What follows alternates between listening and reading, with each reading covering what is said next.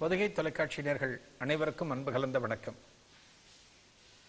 தற்போது நாம் தரிசித்துக் கொண்டிருக்கக்கூடிய ஆலயம் சென்னை குரோம்பேட்டையில் கணபதிபுரத்தில் அமைந்துள்ள செங்கச்சேரி அம்மன் ஆலயம். இந்த செங்கச்சேரி அம்மன் ஆலயத்தில் மூல முதல்வன் விநாயக பெருமான தரிசனம் பண்ணிட்டு நம்ம உள்ள வந்தோம் அப்படின்னா, எனக்கு வலது பக்கம் இருக்கக்கூடியவர் சோக விநாச ஆஞ்சநேயர். அதாவது நமது சோகங்களை அனைத்தையும் போக்கக்கூடியவர் இந்த ஆஞ்சநேயர். சப்த கன்னியர்களுக்கு முன்னால் நான் அமர்ந்து கொண்டிருக்கிறேன்.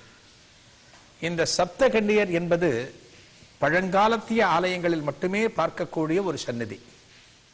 இன்றைக்கு வரக்கூடிய புதிய ஆலயங்களில் இந்த அம்மனுக்கு ஒரு சந்நிதி என்பது அநேகமாக இருக்காது. இந்த சப்தகன்னியர் வழிபாடு என்பது சுமார் 1500 வருடங்களுக்கு முந்தையது என்று வரலாறு சொல்கிறது. இன்றைக்கும் பல கிராமங்களில் இருக்கக்கூடிய வீரன் போன்ற கிராமப்புற தெய்வத்தின் சந்நிதிகளிடம் இந்த சப்த கன்னியர்களை நாம் தரிசிக்க முடியும். இந்த 7 பேர், சப்தன்னா 7, கன்னியர்னா 7 பெண்கள் அர்த்தம்.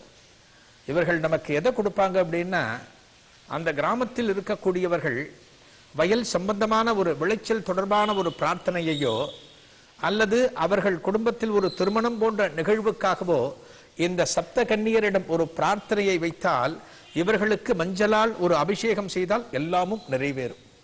அப்பேற்பட்ட சப்த கன்னியர் இந்த பக்கம் ஆஞ்சநேயர் நமக்கு சகலவிதமான நலன்களையும் கொடுத்து நமது சோகங்களை அறவே போக்கக்கூடிய சோக விநாச ஆஞ்சநேயர். அற்புதமான ஆலயம். நேற்றைய தினம் இதற்கு முந்தைய நிகழ்ச்சியில நம்ம அபிராமி பட்டரை பத்தி பார்த்துட்டு வரோம். ஒரு பெண் தெய்வத்திற்கு உண்டான அந்த சாக்த வழிபாடு அப்படின்னா நமக்கு அபிராமி பட்டர் நினைவுக்கு வர வேண்டும். இந்த அபிராமி பட்டர் பாடினது அபிராமி அந்தாதி. 100 பாடல்கள் அடங்கின தொகுப்பு அபிராமி அந்தாதி. இந்த அபிராமி அந்தாதி பாடல் எப்படி உருவானதென்றால், அந்த கதையைத்தான் நாம் பார்த்து கொண்டிருக்கிறோம். இந்த முதலாம் சரபோஜி என்கின்ற மன்னன் பூம்புகார் என்கின்ற காவேரி புகும்பட்டினத்தில் காவிரியில் நீராடிவிட்டு ஒரு தை அமாவாசை தினத்தன்று செய்ய வேண்டிய வழிபாடுகளை செய்துவிட்டு திருக்கடையூர் ஆலயத்திற்குள் வருகின்றான்.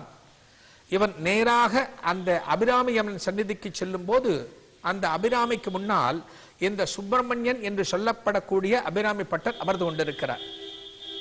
இன்றைய தினம் நம்ம கேரளாவில் பல ஆலயங்களுக்கு போனோம் அப்படின்னா, குறிப்பாக அனந்த பத்மநாப சுவாமி, குருவாயூரப்பன் போன்ற முக்கியமான ஆலயங்களுக்கு நாம் சென்றோம் என்றால், அங்கே தெய்வத்தின் முன்னால் இருக்கக்கூடிய கேரள மாநிலத்தைச் சேர்ந்த சில பக்தர்கள், வயது முதிர்ந்த பெண்கள் அந்த தெய்வத்துடன் நேருக்கு நேராக பேசுவதை நாம் காண முடியும்.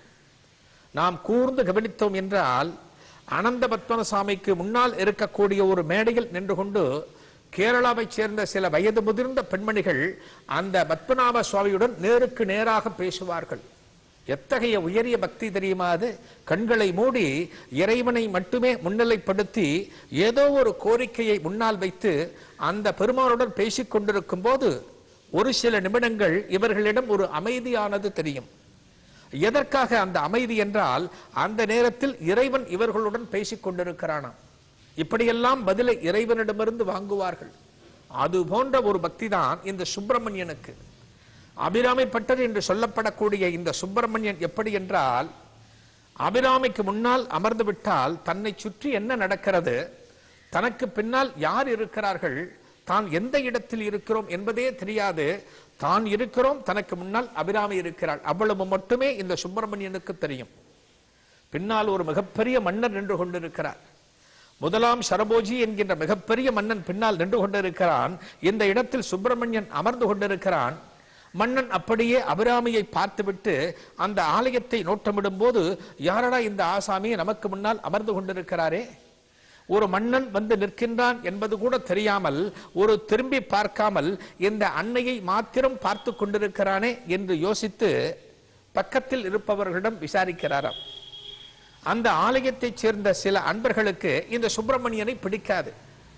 இவன் என்னடா ஒரு பைத்தியக்காரன் போல வருகிறான், பைத்தியக்காரன் போல இந்த ஆலயத்தில் அமர்ந்து கொண்டிருக்கிறான், இவன் ஏதோ தேவையில்லாத சில விஷயங்களை போட்டு குழப்பிக் கொண்டிருக்கிறான் போல இருக்கிறது, இந்த ஆலய வழிபாட்டுக்கும் இவனுக்கும் சம்பந்தமே இல்லை என்பது போல நினைத்து கொண்டிருப்பவர்கள் அந்த நேரத்தில் மன்னனிடம் என்ன சொல்கிறார்கள் தெரியுமா? இவன் ஒரு பைத்தியம் பிடித்தவன், இவன் ஏதோ சில துர்தேவதைகளை வழிபாடு செய்து கொண்டிருக்கிறவன். மன்னா, இவனது போக்கே இந்த ஆலயத்தில் சரியில்லை. நாங்கள் பலமுறை சொல்லி பார்த்து விட்டோம். இவன் இங்கிருந்து நகரமாட்டேன் என்கிறான் என்றெல்லாம் சொல்கிறார்கள். ஆனால் ஒரு மன்னன் அல்லவா, ஒரு மன்னனுக்கு அனைத்தும் தெரிந்திருக்க வேண்டும். ஒரு எதிராளியின் மனநிலையை புரிந்து கொண்டிருக்க வேண்டும். இவர்கள் சொல்வதும் இந்த சுப்பிரமணியத்தின் முகத்தை பார்க்கும் போதும் இந்த மன்னனுக்கு வித்தியாசமாக தெரிகிறது. என்னடா இவர்கள் சொல்வதெல்லாம் இந்த ஆசாமியின் முகத்தில் இருப்பதாக தெரியவில்லையே, ஒரு துஷ்ட தேவதை வழிபடுபவன் போல தெரியவில்லையே, இவனுக்குள்ளும் ஏதோ ஒரு ஆன்மீகம் ஒளிந்து கொண்டிருக்கிறது போலும் என்றெல்லாம் இந்த மன்னன் நினைக்கிறான். அடுத்து இந்த மன்னன் என்ன பண்றான்? சரபோஜி மன்னன் இந்த ஆலய பிரகாரத்தை வலம் வந்து கொண்டிருக்கிறான். ஆலய பிரகாரத்தில் உள்ள அனைத்து சந்நிதிகளையும் தரிசித்து விட்டு மீண்டும் புறப்பட்ட இடத்திற்கே வந்து ஆபிராமிக்கு முன்னால் நிற்கும் போது இந்த சுப்பிரமணியனை பார்க்கிறான். இந்த சுப்பிரமணியன் அதே நிலையில் அம்பாளை பார்த்து தரிசித்துக் கொண்டிருக்கிறான். அம்பாள் ஏகாந்தமாக அவருடன் பேசிக் கொண்டிருக்கிறாள். இந்த சுப்பிரமணியனும் அம்பாளுடன் பேசிக் கொண்டிருக்கிறார். இந்த காட்சியை பார்த்தவுடனே இந்த மன்னனுக்கு ஒரு சந்தேகம். உண்மையிலேயே நாம் ஏதேனும் ஒரு கேள்வியை இவரிடம் கேட்டு இவரது மனநிலை எப்படிப்பட்டது என்பதை நாம் உணர்ந்து கொள்ளலாமே, நான் ஏன் பிறர் சொல்வதை நம்ப வேண்டும் என்று இந்த முதலாம் சரபோஜி மன்னன் யோசித்து இந்த சுப்பிரமணியனை பார்த்து அவரிடம் ஒரு கேள்வியை கேட்க முற்படுகிறான். இவரை அழைத்துவிட்டு அவரை பார்த்து கேட்கிறான். சுவாமி, எனக்கு ஒரு சந்தேகம் என்று இந்த மன்னன் ஆரம்பிக்கின்றான் அந்த சுப்பிரமணியத்திடம். இந்த மன்னன் கேட்டவுடனே யாரோ ஒரு பிரஜை கேட்கிறார் போல இருக்கிறது. இவர் மன்னனா என்பதெல்லாம் அந்த சுப்பிரமணியனுக்கு தெரியவில்லை.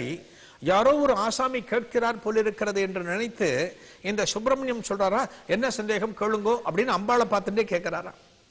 பின்னால் இருந்து குரல் வருகிறது, இன்று என்ன திதி அப்படின்னு ஒரு கேள்வி வருது. இன்று என்ன திதி என்று இந்த கேள்வியை கேட்கக்கூடியவன் முதலாம் சரபோஜி. இந்த முதலாம் சரபோஜி மன்னனுக்கு தெரியும் அன்றைய தினம் அமாவாசை.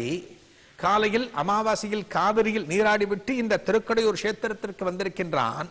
இந்த அம்பாளை தரிசனம் செய்வதற்காக வந்திருக்கின்றான். இவனுக்கு உண்மையிலேயே ஒரு திதியை பற்றிய கணக்கு தெரிகிறதா, உண்மையிலேயே இன்றைய தினம் எத்தகைய தினம் என்று தெரிகிறதா என்பதை தெரிந்து கொள்வதற்காக இன்றைய திதி என்ன என்று கேட்டவுடனே அமாவாசை என்றல்லவா பதில் வர வேண்டும். அன்றைய தினம் அமாவாசை. அனைவரும் பார்த்து கொண்டிருக்கிறார்கள். இந்த சுப்பிரமணியம் என்ன பதிலை சொல்ல போகிறான், இன்றைய திதியை சரியாக கணிக்கின்றானா, இதை வைத்துத்தானே இவரை பற்றி மன்னன் எடை போட முடியும் என்று பார்த்து கொண்டிருக்கிறார்கள். அந்த சுப்பிரமணியம் சொல்கிறார். சுப்பிரமணியம் பதில் சொல்லும் போது இந்த அம்பாள் எப்படி காட்சி தருகிறார் என்றால், ஒரு பூரண நிலவு போன்ற ஒரு தங்கமான முகம் போன்ற ஒரு மயத்துடன் அந்த அம்பாள் ஆகப்பட்டவள் ஒரு ஜொலித்தபடி இந்த சுப்பிரமணியனுக்கு ஒரு காட்சி தந்து கொண்டிருக்கிறாள். இந்த காட்சியை உள்ளுக்குள் வாங்கிய சுப்பிரமணியன் இங்கே என்ன திதி என்று கேட்டவுடனே அம்பிகையின் முகம் பௌர்ணமியாக ஜொலித்ததை மனதில் கொண்டு இன்றைக்கு பௌர்ணமி என்கிறாராம் சுப்பிரமணியம். இன்றைக்கு பௌர்ணமி என்று சொன்னவுடனே மன்னன் யோசிக்கிறார், இன்றைக்கு அமாவாசை அல்லவா, இன்றைக்கு பௌர்ணமி என்று சொல்கின்றாரே இந்த ஆசாமி, அம்பாளுக்கு முன்னால் வேறு அமர்ந்து கொண்டிருக்கிறார், எப்படி பௌர்ணமி என்று சொல்ல முடியும்? இந்த மன்னன் யோசிக்கும் போது அருகில் உள்ள அத்தனை பேரும் நாங்கள் இதைத்தான் முன்னாலேயே சொன்னோம் அண்ணா, இவன் ஒரு பைத்தியக்காரன், இவன் எதற்குமே உதவாதவன், இவன் பக்தி என்கின்ற போர்வையின் பெயரிலே இந்த ஆலயத்தில் அமர்ந்து கொண்டு வருகின்றவர்களுக்கு தகாத வார்த்தைகளை சொல்லக்கூடியவன் மன்னா என்றெல்லாம் இவர்களுக்கு தோன்றியதை எல்லாம் அந்த மன்னனுக்கு சொல்கிறார்கள். அடுத்த வினாடி மன்னன் ஓங்கி ஒரு குரல் கொடுக்க இந்த சுப்பிரமணியம் அங்கிருந்து திரும்ப, அப்போதுதான் சுப்பிரமணியத்திற்கு தெரிகிறது தான் சொன்ன பதில் இன்றைய தினம் பௌர்ணமி என்று. அதுவும் யாரிடம் சொன்னோம் என்றால் இந்த பகுதியை ஆளக்கூடிய ஒரு மிகப்பெரிய மன்னனிடம் சொல்லி இருக்கிறோம் என்பது அப்போதுதான் புரிகிறது. மன்னிப்பு கேட்க முடியுமா ஒரு மன்னனிடம்? மன்னா, நான் தவறாக சொல்லிவிட்டேன் என்று சொல்ல முடியுமா? தெரிந்த ஒரு விஷயத்தை தெரியாதது போல எப்படி சொல்ல முடியும்? தெரியாத விஷயத்தை வேண்டுமானால் நாம் சொல்லலாம், பொய் போன்று சொல்லலாம். இன்றைக்கு அமாவாசை என்பது எல்லோ இடத்திலும் பிரசித்தமான ஒன்று, அதை எப்படி பௌர்ணமி என்று சொல்ல முடியும் என்று யோசிக்கிறார் இந்த சுப்பிரமணியம். மன்னர் பார்க்கிறாராம், என்னையா இன்றைய தினம் அமாவாசை ஆயிற்றே, எப்படி பௌர்ணமி என்று நீ சொல்கிறீர், என்ன ஆதாரம் என்று கேட்டவுடனே அப்போதுதான் சுய நினைவுக்கு வந்தவராக இந்த மன்னரை பார்த்து சொல்ல ஆரம்பிக்கிறாராம் சுப்பிரமணியம். மன்னா, இன்று பௌர்ணமி என்று எனக்கு தோன்றியது, அதைத்தான் அம்பாள் சொல்ல சொன்னாள்.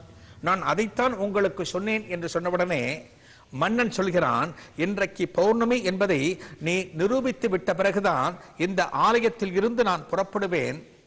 ஒருவேளை நீர் நிரூபிக்க தவறினால் உமக்கு உண்டான தண்டனையும் நான் கொடுத்து விட்டுதான் இந்த பகுதியில் இருந்து செல்வேன் என்று சொன்னதுமே அம்பாளை நோக்குகிறாராம் சுப்பிரமணியம். அம்பாளை நோக்கியபடி சொல்கிறார், அம்பாளிடம் பேசுகிறார், தாயே என்ன விளையாட்டு இது? இன்றைக்கு அமாவாசை, ஆனால் நீ பௌர்ணமி நிலவு போல ஒரு தரிசனத்தை கொடுத்ததால் நான் பௌர்ணமி என்று சொல்லிவிட்டேன். இன்றைக்கு பௌர்ணமி என்று நான் இவருக்கு நிரூபித்தே ஆக வேண்டும். அமாவாசை தினத்தன்று பூரணமான சந்திரன் வானத்தில் நிச்சயமாக உதயமாகாது.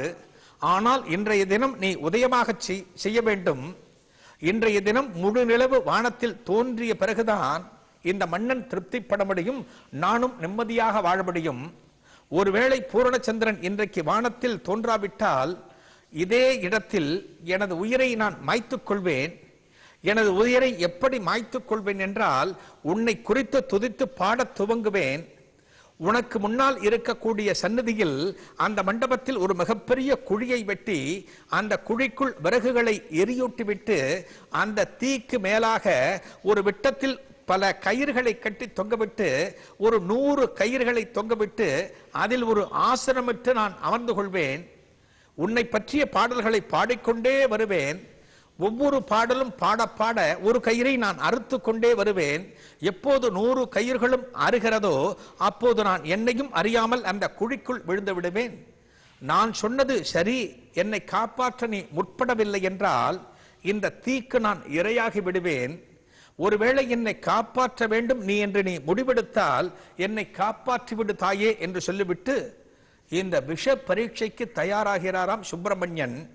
அந்த மன்னனும் இருக்கிறார், மந்திரிமார்களும் இருக்கிறார்கள், மக்களும் இருக்கிறார்கள், ஆலயத்தில் இருக்கக்கூடிய முக்கிய பிரமுகர்களும் அங்கே கூடுகிறார்கள். விட்டத்தில் ஒரு மிகப்பெரிய கயிர்களை தொங்கவிட்டு ஒரு 100 கயிர்களை கட்டி ஒரு மிகப்பெரிய ஆசனத்தில் மேலே ஏறி அமர்கிறார் இந்த சுப்பிரமணியன். அதன் பிறகு பாட ஆரம்பிக்கிறார். அந்த பாடல்தான் நமக்கு கிடைத்த அபிராமி அந்தாதி. தாரமர் கொன்றையும் என்று ஆரம்பிக்கக்கூடிய காப்புச்சியுளில் ஆரம்பித்து உதிக்கின்ற செங்கதிர் என்கின்ற முதல் பாடலை பாட ஆரம்பிக்கிறார் இந்த சுப்பிரமணியம்.